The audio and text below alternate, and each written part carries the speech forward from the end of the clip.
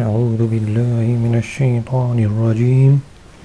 بسم الله الرحمن الرحيم.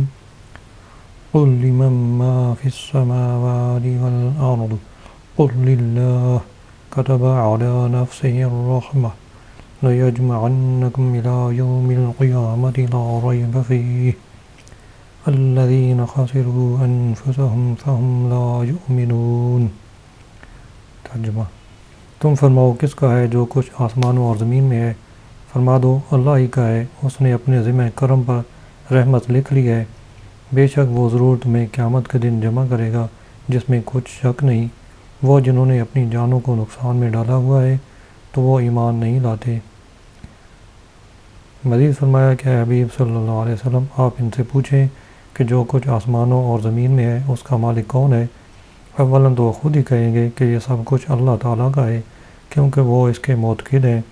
اور اگر وہ یہ نہ کہیں تو تم خود یہ جواب دو کہ سب کا مالک اللہ تعالیٰ ہے، کیونکہ اس کے سوا اور کوئی جواب ہو ہی نہیں سکتا، اور وہ اس جواب کی مخالفت کر ہی نہیں سکتے، کیونکہ بت جن کو یہ مشرکین پوجتے ہیں وہ بے جان ہیں، کسی چیز کے مالک ہونے کی صلاحیت نہیں رکھتے، خود دوسروں کی مملوک ہیں، جبکہ آسمان و زمین کا وہی مالک ہو سکتا ہے جو حی و قیوم، ازلی، ابدی، قادر مطلق، ہر شے پر متصرف اور حکمران ہو، تمام چیزیں اس کے پیدا کرنے سے وجود میں آئی ہوں، ایسا سوائے اللہ تعالیٰ کے کوئی نہیں، اس لیے تمام آسمانی اور زمینی کائنات کا مالک اس کے سوا کوئی نہیں ہو سکتا۔ کتب علی نفسہ الرحمہ، اس نے اپنے ذمہ کرم پر رحمت لکھ لی ہے، یعنی اس نے رحمت کا وعدہ فرما لیا ہے، اور اللہ تعالیٰ وعدہ خلافی کرنا اور معاذ اللہ جھوٹ بولنا محال ہے۔ اس نے رحمت کا وعدہ فرما لیا اور رحمت عام ہے، دینی ہو یا دنیوی، اپنی معرفت اور توحید اور علم کی طرف ہدایت فرمانا بھی اسی رحمت فرمانے میں داخل ہے۔ یوں ہی کفار کو مہلت دینا اور سزا دینے میں جلدی نہ فرمانا بھی رحمت میں داخل ہے، کیونکہ اس سے انہیں توبہ اور رجوع کا موقع ملتا ہے۔ اس بات میں کوئی شک نہیں کہ اللہ تعالیٰ سب سے زیادہ رحیم اور سب سے بڑھ کر کریم ہے، اس کے رحم و کرم کے خزانوں کی کوئی انتہا نہیں، وہ چاہے تو عمر بھر کے گناہ گار کو پل بھر میں بخش دے اور اس کی ساری خطائیں معاف فرما دے، لیکن اس کی وسیع رحمت کو دیکھ کر ایسا نہیں ہونا چاہیے کہ بندہ گناہوں پر بے باک ہو جائے اور اس کی نافرمانی کی پرواہ نہ کرے۔ امام غزالی رحمۃ اللہ علیہ فرماتے ہیں، جس کا خلاصہ ہے کہ گناہ گار مومن اس طرح دھوکے میں مبتلا ہے کہ وہ یہ کہتے ہیں اللہ تعالیٰ کریم ہے اور مجھے اس کے عفو و درگزر کی امید ہے، پھر اس بات پر بھروسہ کر کے اعمال سے غافل ہو جاتے ہیں۔ ان کا خیال ہے کہ اللہ تعالیٰ کی نعمت وسیع اور رحمت و کرم عام ہے، اس کی رحمت کے سمندر کے مقابلے میں بندوں کے گناہوں کی کیا حیثیت ہے۔ ہم توحید کو ماننے والے اور مومن ہیں اور ایمان کے وسیلے سے اس کی رحمت کے امیدوار ہیں۔ بعض اوقات ان کے پاس اس امید کی دلیل یہ ہوتی ہے کہ ہمارے باپ دادا نیک لوگ تھے اور ان کا درجہ بلند تھا، جیسے کئی لوگ اپنے نسب کی وجہ سے دھوکے کا شکار ہیں، حالانکہ وہ خوف خدا، تقوی اور پرہیزگاری وغیرہ کے سلسلے میں اپنے آباء و اجداد کی سیرت کے خلاف چلتے ہیں، تو گویا ان کا گمان یہ ہے کہ یہ لوگ اللہ تعالیٰ کے نزدیک اپنے باپ دادا سے بھی زیادہ معزز ہیں، کیونکہ وہ باپ دادا تو انتہائی درجہ کے تقوی کے باوجود خوفزدہ رہتے تھے، اور یہ لوگ انتہائی درجہ کے فسق و فجور کے باوجود بے خوف ہیں۔ یہ اللہ تعالیٰ کی ذات پر بہت بڑا دھوکہ ہے۔ اسی طرح شیطان اعلیٰ نسب والوں کے دلوں میں یہ بات ڈالتا ہے کہ جو کسی انسان سے محبت کرتا ہے وہ اس کی اولاد سے بھی محبت کرتا ہے، اور اللہ تعالیٰ نے چونکہ تمہارے آباء و اجداد سے محبت کی ہے لہذا وہ تم سے بھی محبت کرتا ہے، اس لیے تمہیں عبادت کرنے کی ضرورت نہیں۔ یہ بھی اللہ تعالیٰ کی ذات پر دھوکہ ہے، کیونکہ اللہ تعالیٰ یہ اطاعت گزار کو پسند فرماتا اور گناہ گار کو ناپسند فرماتا ہے، تو جس طرح گناہ گار بیٹے کو برا جاننے کی وجہ سے اس کے فرما بردار باپ کو برا نہیں جانتا، اسی طرح فرما بردار باپ کی اطاعت گزاری کی وجہ سے اس کے گناہ گار بیٹے سے محبت بھی نہیں کرتا۔ اگر محبت باپ سے بیٹے کی طرف چلی جاتی تو قریب تھا کہ نفرت بھی سرایت کرتی، جبکہ حق بات یہ ہے کہ کوئی بوجھ اٹھانے والا دوسرے کا بوجھ نہیں اٹھاتا، اور جس شخص کا یہ خیال ہو کہ وہ اپنے باپ کی پرہیزگاری کی وجہ سے نجات پائے گا تو وہ اس آدمی کی طرح ہے جو یہ گمان کرتا ہو کہ باپ کے کھانے سے وہ بھی سیر ہو جائے گا، باپ پیے تو بیٹا بھی سیراب ہو جائے گا، باپ کے سیکھنے سے بیٹا بھی عالم بن جائے گا، اور باپ کعبہ شریف پہنچ جائے تو اس کے وہاں پہنچنے سے یہ بھی وہاں پہنچ جائے گا اور کعبہ شریف کو دیکھ لے گا۔ یاد رکھیں کہ تقوی و پرہیزگاری اختیار کرنا ہر ایک پر لازم ہے۔ اس میں والد اپنے بیٹے کی طرف سے کفایت نہیں کرتا اور اس کے برعکس بھی یہی حکم ہے۔ وَلَهُ مَا سَكَنَ فِي اللَّيْلِ وَالنَّهَارِ وَهُوَ السَّمِيعُ الْعَلِيمُ۔ ترجمہ، اور سب کچھ اسی کا ہے جو رات اور دن میں بستا ہے اور وہی سننے والا جاننے والا ہے۔ اس آیت کا خلاصہ یہ ہے کہ رات اور دن میں کائنات میں بسنے والی یا سکون حاصل کرنے والی ہر چیز یعنی تمام موجودات اسی کی ملک ہے اور وہ سب کا خالق، مالک اور رب ہے۔ قُلْ غَيْرَ اللَّهِ أَتَّخِذُ وَلِيًّا فَاطِرِ السَّمَاوَاتِ وَالْأَرْضِ وَهُوَ يُطْعِمُ وَلَا يُطْعَمُ قُلْ إِنِّي أُمِرْتُ أَنْ أَكُونَ أَوَّلَ مَنْ أَسْلَمَ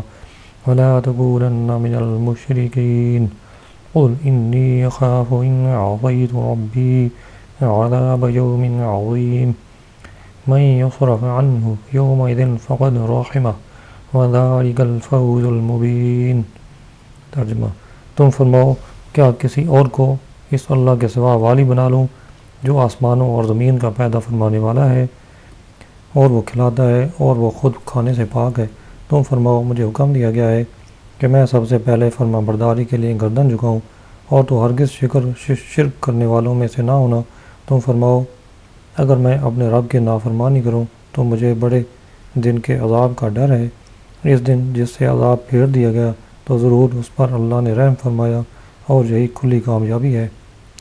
کفار عرب نے نبی کریم صلی اللہ علیہ وسلم سے کہا کہ حضور اقدس صلی اللہ علیہ وسلم اپنے ملک والوں کے دین کی طرف آ جائیں اور توحید کا ذکر چھوڑ دیں۔ اس کے جواب میں یہ آیت کریمہ نازل ہوئی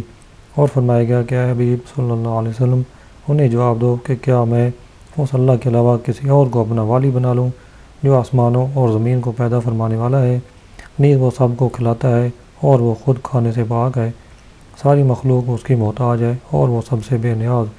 لہذا ایسے خالق و مالک رحیم و کریم کو میں ہرگز نہیں چھوڑ سکتا۔ اس نے تو مجھے یہ حکم دیا ہے کہ میں سب سے پہلے فرما برداری کے لیے گردن جھکاؤں کیونکہ نبی اپنی امت سے دین میں آگے ہوتے ہیں اور اس نے یہ حکم دیا ہے کہ میں شرک سے پاک رہوں۔ من یصرف عنہ یومئذ، اس دن جس سے عذاب پھیر دیا گیا۔ اس آیت سے معلوم ہوا کہ قیامت کے دن عذاب سے بچنا اللہ تعالیٰ کے رحم و کرم سے ہوگا، صرف اپنے اعمال اس کے لیے کافی نہیں کیونکہ اعمال تو ایک سبب ہیں۔ وَإِن يَمْسَسْكَ اللَّهُ بِضُرٍّ فَلَا كَاشِفَ لَهُ إِلَّا هُوَ وَإِن يَمْسَسْكَ بِخَيْرٍ فَهُوَ عَلَى كُلِّ شَيْءٍ قَدِيرٌ وَهُوَ الْقَاهِرُ فَوْقَ عِبَادِهِ وَهُوَ الْحَكِيمُ الْخَبِيرُ۔ ترجمہ، اور اگر اللہ تجھے کوئی برائی پہنچائے تو اس کے سوا اس برائی کو کوئی دور کرنے والا نہیں، اور اگر اللہ تجھے بھلائی پہنچائے تو وہ ہر شے پر قادر ہے اور وہی اپنے بندوں پر غالب ہے اور وہی حکمت والا خبردار ہے۔ ارشاد فرمایا کہ اگر اللہ تجھے کوئی برائی مثلا بیماری یا تنگ دستی یا اور کوئی بلا پہنچائے تو اس کے سوا اس برائی کو کوئی دور کرنے والا نہیں، یعنی اس کی مرضی کے خلاف اس کا بھیجا ہوا عذاب کوئی نہیں دفع کر سکتا۔ اور جہاں تک نیک اعمال اور بزرگوں کی دعا سے عذاب اٹھ جانے کا تعلق ہے تو اسے بھی رب کریم ہی اپنے فضل و کرم سے ان اسباب کے وسیلہ سے اٹھاتا ہے، اور جیسے برائی کا پہنچنا اور دور ہونا اللہ تعالیٰ کی طرف سے ہے، ایسے ہی بھلائی جیسے صحت و دولت وغیرہ کا پہنچنا بھی اسی خداوند کریم کی قدرت سے ہے، کیونکہ وہ ہر شے پر قادر ہے، کوئی اس کی مشیت کے خلاف کچھ نہیں کر سکتا، تو اس کے سوا کوئی عبادت کا مستحق کیسے ہو سکتا ہے، کیونکہ معبود وہ ہے جو قدرت کاملہ رکھتا ہو اور کسی کا حاجت مند نہ ہو، اور اللہ تعالیٰ کے سوا ایسا کوئی نہیں، لہذا صرف اسی کو رب مانو، اسی کی عبادت کرو۔ یہ رد شرک کی دل میں اثر کرنے والی دلیل ہے۔ قُلْ أَيُّ شَيْءٍ أَكْبَرُ شَهَادَةً قُلِ اللَّهُ شَهِيدٌ بَيْنِي وَبَيْنَكُمْ وَأُوحِيَ إِلَيَّ هَذَا الْقُرْآنُ لِأُنذِرَكُم بِهِ وَمَن بَلَغَ أَئِنَّكُمْ لَتَشْهَدُونَ أَنَّ مَعَ اللَّهِ آلِهَةً أُخْرَى قُلْ لَا أَشْهَدُ قُلْ إِنَّمَا هُوَ إِلَٰهٌ وَاحِدٌ وَإِنَّنِي بَرِيءٌ مِّمَّا تُشْرِكُونَ۔ ترجمہ، تم فرماؤ سب سے بڑی گواہی کس کی ہے؟ فرما دو کہ میرے اور تمہارے درمیان اللہ گواہ ہے، اور میری طرف اس قرآن کی وحی کی گئی ہے تاکہ میں اس کے ذریعے تمہیں اور جن کو یہ پہنچے انہیں ڈراؤں کیا تم یہ گواہی دیتے ہو کہ اللہ کے سوا دوسرے معبود بھی ہیں؟ تم فرماؤ کہ میں یہ گواہی نہیں دیتا۔ تم فرماؤ کہ وہ تو ایک ہی معبود ہے، اور میں ان سے بیزار ہوں جنہیں تم اللہ کا شریک ٹھہراتے ہو۔ اس آیت کا شان نزول یہ ہے کہ اہل مکہ نبی کریم صلی اللہ علیہ وسلم سے کہنے لگے، اے محمد صلی اللہ علیہ وسلم، ہمیں کوئی ایسا دکھائیے جو آپ صلی اللہ علیہ وسلم کی رسالت کی گواہی دیتا ہو۔ اس پر یہ آیت کریمہ نازل ہوئی جس میں فرمایا گیا کہ اللہ میرا گواہ ہے اور سب سے بڑا گواہ وہی ہے۔ اللہ تعالیٰ نے نبی کریم صلی اللہ علیہ وسلم کی گواہی کئی طرح دی۔ ایک یہ کہ اپنے خاص بندوں سے گواہی دلوا دی، دوسرے یہ کہ آپ پر جو کلام اتارا اس میں آپ کی نبوت کا اعلان فرمایا، تیسرے یہ کہ آپ صلی اللہ علیہ وسلم کو بہت سے معجزات عطا فرمائے۔ یہ سب رب تعالیٰ کی گواہیاں ہیں۔ اس سے معلوم ہوا کہ اللہ تعالیٰ کی گواہی دینا سنت رسول اللہ ہے، اور حضور صلی اللہ علیہ وسلم کی گواہی دینا سنت خدا ہے۔ ہمارے حضور صلی اللہ علیہ وسلم کا گواہ خود رب العالمین ہے، اور کلمہ شہادت میں دونوں گواہیاں جمع فرما دی گئی۔ وَأُوحِيَ إِلَيَّ هَذَا الْقُرْآنُ، اور میری طرف اس قرآن کی وحی ہوئی ہے، یعنی اللہ تعالیٰ میری نبوت کی گواہی دیتا ہے اس لیے کہ اس نے میری طرف اس قرآن کی وحی فرمائی، اور یہ ایسا عظیم معجزہ ہے کہ تم فصیح و بلیغ اور صاحب زبان ہونے کے باوجود اس کا مقابلہ کرنے سے عاجز رہے۔ اس سے ثابت ہوا کہ قرآن پاک عاجز کرنے والا ہے، اور جب یہ عاجز کرنے والا ہے تو اس کتاب کا مجھ پر نازل ہونا اللہ تعالیٰ کی طرف سے میرے رسول ہونے کی یقینی شہادت ہے۔ اللہ تعالیٰ کے اس فرمان لِأُنذِرَكُم بِهِ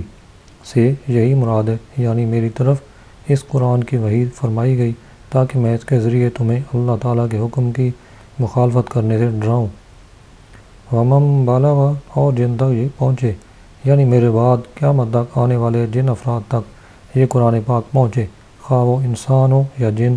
ان سب کو میں حکم الہی کی مخالفت سے ڈراؤں۔ حدیث شریف میں ہے کہ جس شخص کو قرآن پاک پہنچا یہاں تک کہ اس نے قرآن سمجھ لیا تو گویا اس نے نبی کریم صلی اللہ علیہ وسلم کو دیکھا اور آپ کا کلام مبارک سنا۔ حضرت انس بن مالک رضی اللہ عنہ نے فرمایا کہ جب یہ آیت نازل ہوئی تو سرکار دو عالم صلی اللہ علیہ وسلم نے کسریٰ اور قیصر وغیرہ سلاطین کو دعوت اسلام کے مکتوب بھیجے۔ اس کی تفسیر میں ایک قول یہ بھی ہے کہ ومن بالغ بھی فاعل کے معنی میں ہے، اور معنی یہ ہے کہ اس قرآن سے میں تمہیں ڈراؤں اور وہ ڈرائیں جنہیں یہ قرآن پہنچے۔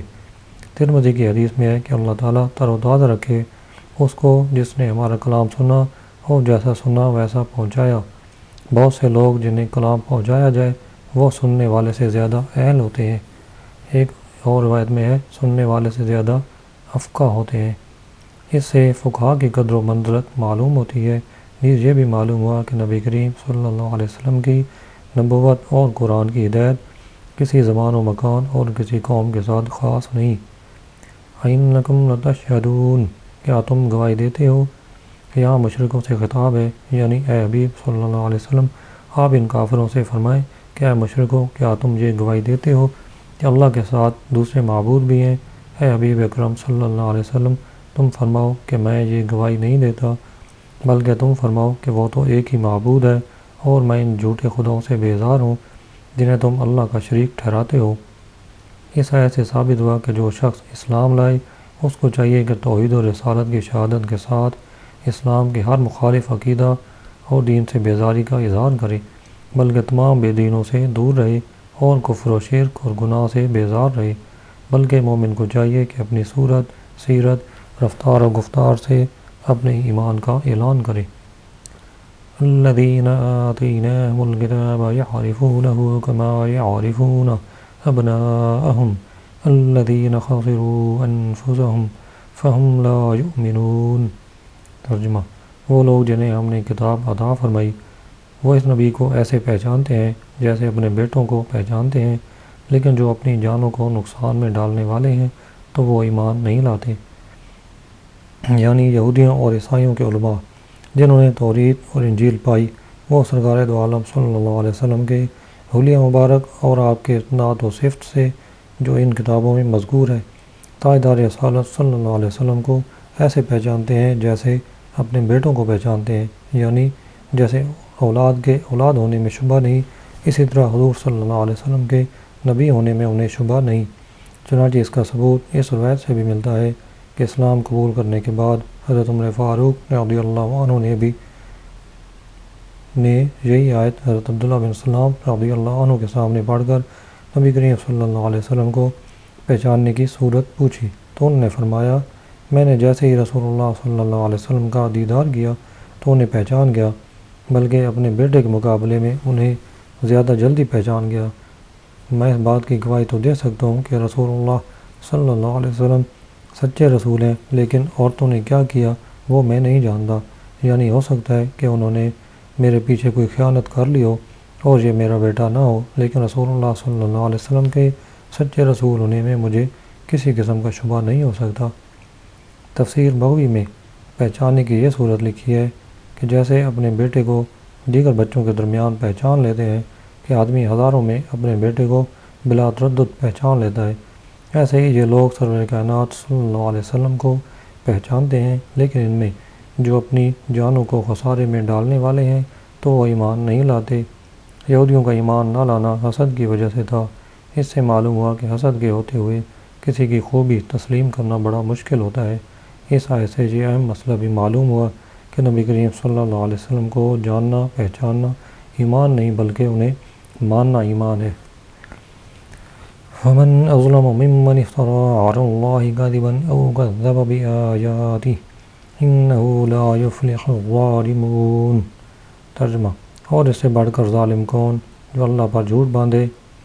یا اس کی آیتوں کو جھٹلائے، بے شک ظالم فلاح نہ پائیں گے۔ جو کسی کو اللہ کا شریک ٹھہرائے یا جو بات اس کی شان کے لائق نہ ہو اس کی طرف نسبت کرے وہ سب سے بڑا ظالم ہے، کیونکہ ظلم کہتے ہیں کسی شے کو اس کی اصل جگہ سے ہٹا کر دوسری جگہ رکھ دینا، تو جو اللہ کے شایان شان نہیں ہے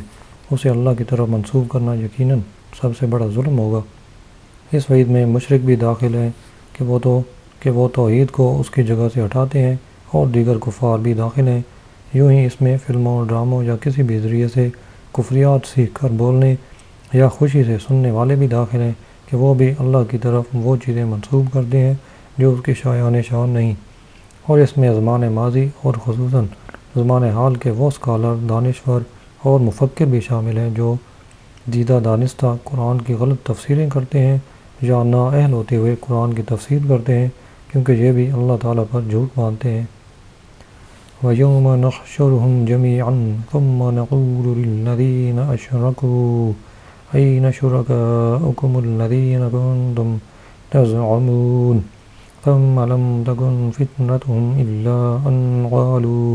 وَاللَّهِ رَبِّنَا مَا كُنَّا مُشْرِكِينَ انظُرْ كَيْفَ كَذَبُوا عَلَىٰ أَنفُسِهِمْ وَضَلَّ عَنْهُمْ مَا كَانُوا يَفْتَرُونَ۔ ترجمہ، اور جس دن ہم سب کو اٹھائیں گے پھر مشرکوں سے کہیں گے تمہارے وہ شریک کہاں ہیں جنہیں تم خدا کا شریک گمان کرتے تھے، پھر ان کی اس کے سوا کوئی معذرت نہ ہوگی کہ کہیں گے ہمیں اپنے رب اللہ کی قسم کہ ہم ہرگز مشرک نہ تھے۔ اے حبیب، دیکھو اپنے اوپر انہوں نے کیسا جھوٹ باندھا اور ان سے غائب ہو گئیں وہ باتیں جن کا یہ بہتان باندھتے تھے۔ قیامت کے دن کافروں کے پاس اپنے کفر و شرک سے معذرت کی کوئی صورت نہ ہوگی سوائے اس کے کہ شرک سے صاف انکار کر دیں گے کہ ہم تو مشرک تھے ہی نہیں۔ ان کے متعلق اگلی آیت میں فرمایا گیا کہ اے حبیب صلی اللہ علیہ وسلم، دیکھو اپنے اوپر انہوں نے کیسا جھوٹ باندھا کہ عمر بھر کے شرک سے ہی مکر گئے۔ مشرکین شروع میں تو اپنے جرموں کا انکار کریں گے، پھر دوسرے وقت اقرار کریں گے اور پھر ایک دوسرے پر الزام تراشی کریں گے کہ ہمیں تو ہمارے بڑوں نے گمراہ کیا تھا۔ وَمِنْهُمْ مَنْ يَسْتَمِعُ إِلَيْكَ وَجَعَلْنَا عَلَىٰ قُلُوبِهِمْ أَكِنَّةً أَن يَفْقَهُوهُ وَفِي آذَانِهِمْ وَقْرًا وَإِن يَرَوْا كُلَّ آيَةٍ لَا يُؤْمِنُوا بِهَا حَتَّىٰ إِذَا جَاءُوكَ يُجَادِلُونَكَ يَقُولُ الَّذِينَ كَفَرُوا إِنْ هَٰذَا إِلَّا أَسَاطِيرُ الْأَوَّلِينَ۔ ترجمہ، اور ان میں سے کوئی وہ ہے جو تمہاری طرف کان لگا کر سنتا ہے، اور ہم نے ان کے دلوں پر غلاف کر دیے ہیں کہ اس کو نہ سمجھیں، اور ان کے کانوں میں بوجھ ڈال دیا ہے، اور اگر ساری نشانیاں بھی دیکھ لیں تو ان پر ایمان نہ لائیں گے، حتیٰ کہ جب تمہارے پاس تم سے جھگڑتے ہوئے آتے ہیں تو کافر کہتے ہیں کہ یہ تو پہلے لوگوں کی داستانیں ہیں۔ ایک مرتبہ ابو سفیان، ولید، نضر اور ابو جہل وغیرہ جمع ہو کر رسول اللہ صلی اللہ علیہ وسلم کی تلاوت قرآن پاک سننے لگے تو نظر سے اس کے ساتھیوں نے کہا کہ محمد صلی اللہ علیہ وسلم کیا کہتے ہیں؟ وہ کہنے لگا میں نہیں جانتا، زبان کو حرکت دیتے ہیں اور پہلوں کے قصے کہہ رہے ہیں جیسے میں تمہیں سنایا کرتا ہوں۔ ابو سفیان نے کہا کہ ان کی باتیں مجھے حق معلوم ہوتی ہیں۔ ابو جہل نے کہا کہ اس کا اقرار کرنے سے مر جانا بہتر ہے۔ اس پر یہ آیت کریمہ نازل ہوئی۔ کافروں کے قرآن پاک کو پرانے قصے کہنے سے مقصد کلام پاک کا وحی الہی ہونے کا انکار کرنا ہے۔ وَهُمْ يَنْهَوْنَ عَنْهُ وَيَنْأَوْنَ عَنْهُ وَمَن يَهْلِكُونَ إِلَّا أَنفُسَهُمْ وَمَا يَشْعُرُونَ۔ ترجمہ: اور وہ دوسروں کو اس سے روکتے اور خود اس سے دور بھاگتے ہیں، اور وہ اپنے آپ ہی کو ہلاکت میں ڈالتے ہیں اور انہیں شعور نہیں۔ یعنی مشرکین لوگوں کو قرآن شریف سے یا رسول کریم صلی اللہ علیہ وسلم سے اور آپ پر ایمان لانے اور آپ کی اتباع کرنے سے دوسروں کو روکتے ہیں اور خود بھی دور رہتے ہیں۔ یہ آیت کفار مکہ کے بارے میں نازل ہوئی جو لوگوں کو سرکار دو عالم صلی اللہ علیہ وسلم پر ایمان لانے اور آپ صلی اللہ علیہ وسلم کی مجلس میں حاضر ہونے اور قرآن کریم سننے سے روکتے تھے اور خود بھی دور رہتے تھے کہ کہیں کلام مبارک ان کے دل میں اثر نہ کر جائے۔ حضرت عبداللہ بن عباس رضی اللہ عنہ نے فرمایا کہ یہ آیت نبی کریم صلی اللہ علیہ وسلم کے چچا ابو طالب کے حق میں نازل ہوئی جو مشرکین کو تو حضور صلی اللہ علیہ وسلم کی اظہار ثانی سے روکتے تھے اور خود ایمان لانے سے بچتے تھے۔